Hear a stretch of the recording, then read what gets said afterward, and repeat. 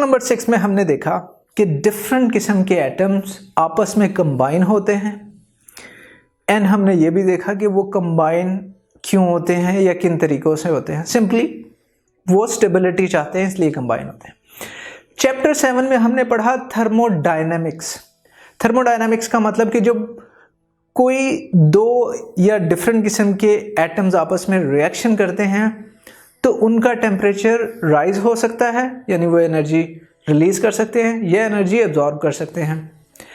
इस चैप्टर में हम केमिकल इक्विलिब्रियम पढ़ेंगे। वो क्या चीज़ है? केमिकल इक्विलिब्रियम से हमारा क्या मतलब है? इक्विलिब्रियम के इक्वल कोई चीज़ है जो इक्वल है। वो क्या चीज़ है अभी हम आगे देखते हैं।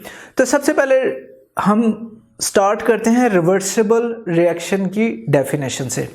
तो डेफिनेशन ये कहती है the reaction which moves in both direction is called a reversible reaction.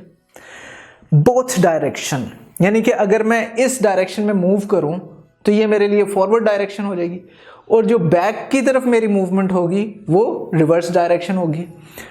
इसकी एग्जांपल्स आगे देखेंगे। इरिवर्सिबल रिएक्शन की भी हम डेफिनेशन देख लेते हैं।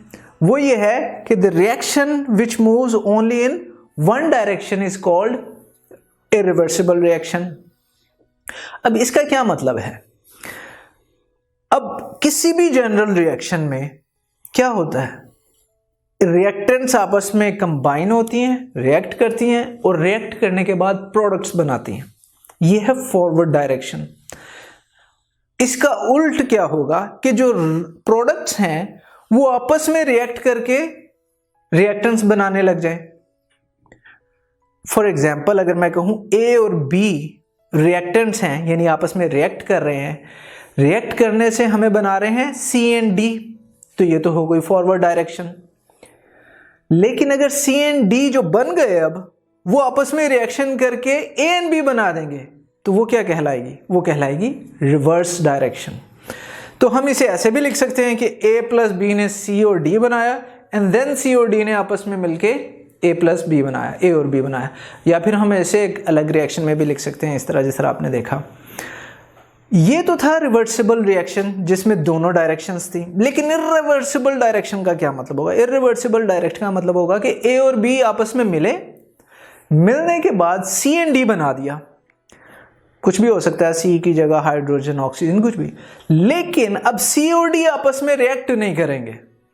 जब रिएक्ट नहीं करेंगे तो वो कुछ और चीज नहीं बनाएंगे या ए और बी नहीं बनाएंगे। तो हम एक दिन छोड़ दें, 2 दिन छोड़ दें, वो सी एंड डी ही वहां पे रहेंगे, वो रिएक्शन नहीं आपस में करेंगे। तो इसे हम कहते हैं इरिवर्सिबल रिएक्शन। अब बुक की जो एग्जांपल्स है इरिवर्सिबल रिएक्शन की एंड रिवर्सिबल रिएक्शन की वो हम देख लेते हैं। सबसे पहले सोडियम ने वाटर के साथ रिएक्ट किया and sodium hydroxide and hydrogen gas बन गई। अब अगर हम सोडियम हाइड्रोक्साइड एंड हाइड्रोजन को पड़ा रहने दें जो हमारे सोल्यूशन में जहाँ भी हमने ये रिएक्शन हो रहा है, तो वो आपस में मिलके वापस हमें सोडियम एंड वाटर नहीं बनाएंगे।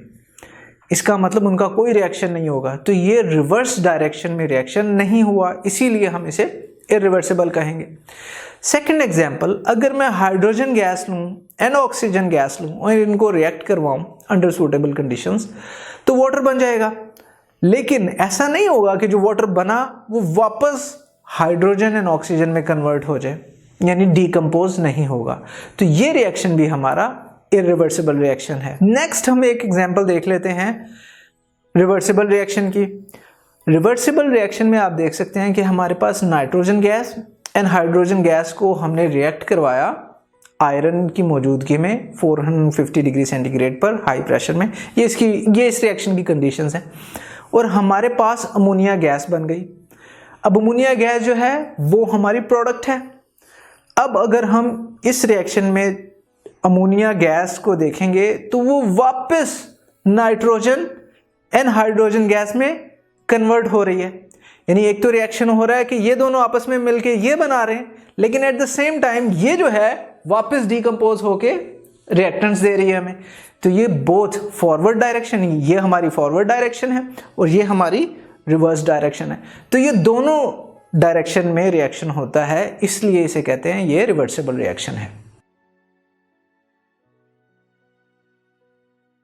अगर ये लेक्चर आप कंप्लीटली देखना चाहते हैं और इसके साथ साथ बेशुमार MCQs, उनके आंसर्स और एक्सप्लेनेशंस भी हासिल करना चाहते हैं, एंड दैट ऑल फ्री, तो अभी गूगल प्ले स्टोर पे जाइए एंड लिखिए हिप्पो ई-लर्निंग प्रोग्राम।